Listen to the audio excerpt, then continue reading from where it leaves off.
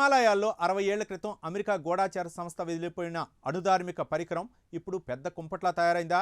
దాని రేడియేషన్ ప్రభావం వల్లనే ఉత్పాతాలు సంభవిస్తున్నాయా?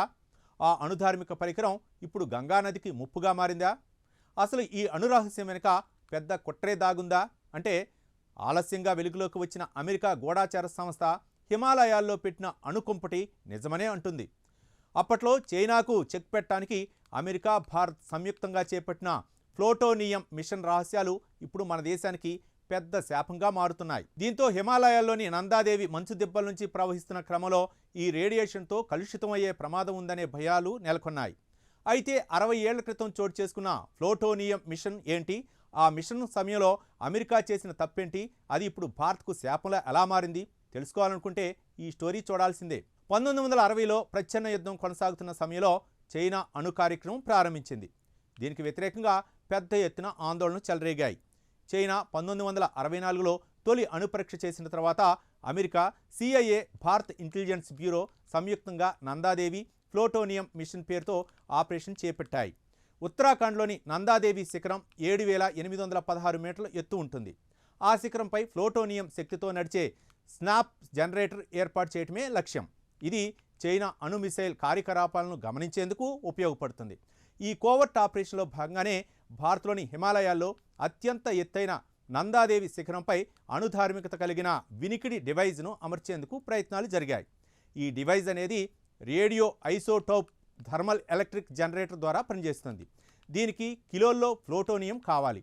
సరిహద్దు వెంట చైనా అణుపరీక్షలపై నిఘా ఉంచే సెన్సార్లకు ఇది ఎంతో కీలకం. ఈ అణుధార్మిక పరికరాన్ని నందాదేవి శిఖరంపైకి తీసుకువెళ్లడం కోసం ఇండియన్ నేవీకి చెందిన ఓ ఉన్నతాధికారి నేతృత్వంలోని టీం అమెరికా టీంతో కలిసి పనిచేసింది. వీళ్ళందరూ కలిసి ఆ శిఖరం 4వ క్యాంప్ వరకు RTGతో పాటు యాంటీనా, 7 ప్లూటోనియం క్యాప్సిల్స్, అలాగే 2 ట్రాన్స్ రిసీవర్ల సెట్లను తీసుకెళ్లగలిగారు. అయితే అక్కడి నుంచి హిమాలయ పరిసర ప్రాంతాల్లో ఉండే షెర్పుల సాయంతో శిఖరంపైకి వెళ్లాలని ప్లాన్ చేశారు. కానీ అదే సమయంలో ప్రకృతి సహకరించకపోవటం, మంచు తుఫాన్ రావడంతో వాతావరణం అంతా ఒక్కసారిగా ప్రతికూలంగా మారిపోయింది. అమెరికా, భారత్కు చెందిన అధికారులు వాటిని అక్కడే వదిలివేసి వెనక్కి వచ్చేశారు. ఆ తర్వాత సంవత్సరం భారత బృందం మళ్ళీ అక్కడికి వెళ్ళింది. కానీ ఆ పరికరం కనిపించలేదు. అయితే మంచు తుఫాను వల్ల అది కొట్టుకుపోయి ఉంటుందని ఇండియన్ భద్రతా అధికారులు భావించారు. అలాగే అక్కడ న్యూట్రాన్ డిటెక్టర్లతో వెతికినా కూడా ప్లూటోనియం లభించలేదు. దీంతో వాళ్ళు షాక్ అయిపోయారు. అప్పటి నుంచి ఆ డివైస్ హిమాలయ మిస్టరీగా మిగిలిపోయింది.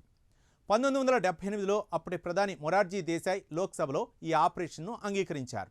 అయితే ఈ డివైజ్లో ఉన్న ప్లూటోనియం PU-239 అనేది అమెరికా నాగసాకిపైకి ప్రయోగించిన అణుబాంబులో 3వ వంతు ప్లూటోనియంకు సమానం కావటం గమనార్హం.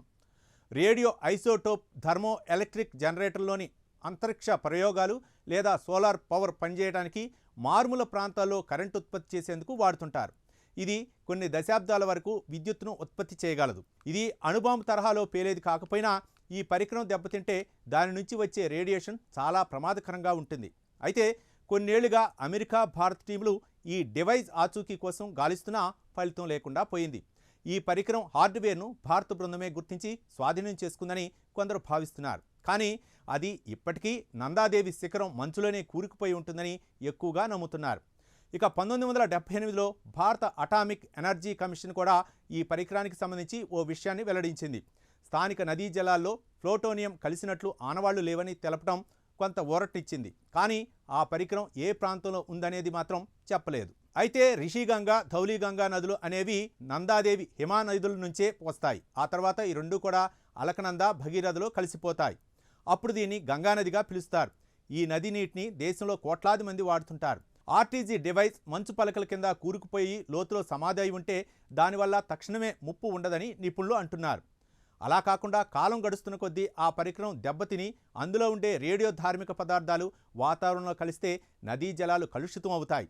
అలా జరిగితే దాని ప్రభావం తీవ్రంగా ఉంటుందని నిపుణులు చెబుతున్నారు. అయితే ప్రస్తుతం వరదలు పెరిగిపోవటం, సున్నితంగా ఉండే ప్రాంతంలో సైనిక, అణు ఆపరేషన్లు పెరగటం వల్ల ఈ డివైజ్పై భయాందోళనలు నెలకొన్నాయి. ఇక తాజాగా న్యూయార్క్ టైమ్స్ ఈ విషయంపై వివరంగా ఇచ్చిన నివేదిక ప్రకారం ఉత్తరాఖండ్ నుంచి బెంగాల్ వరకు గంగానది ఒడ్డున నివసించే ప్రజల్లో క్యాన్సర్ వ్యాధి పెరుగుతోందని, హిమాలయాల్లో మంచు దిబ్బలు కరిగిపోవటం, క్లౌడ్ బరెస్ట్లు, ఇళ్లలో పగుళ్లు రావటం వంటి సమస్యలకు కారణమని నిపుణులు అనుమానాలు వ్యక్తం చేస్తున్నారు. కేదార్నాథ్ విపత్తు, తీస్తా నది వరదలు, గంగోత్రి, యమునోత్రి మంచు కరిగిపోవటం, గంగా నీటి మట్టం తగ్గటం వంటివి ఈ అణు పరికరాల లీకేజ్ వల్లే జరుగుతున్నాయని కొంతమంది విశ్లేషిస్తున్నారు.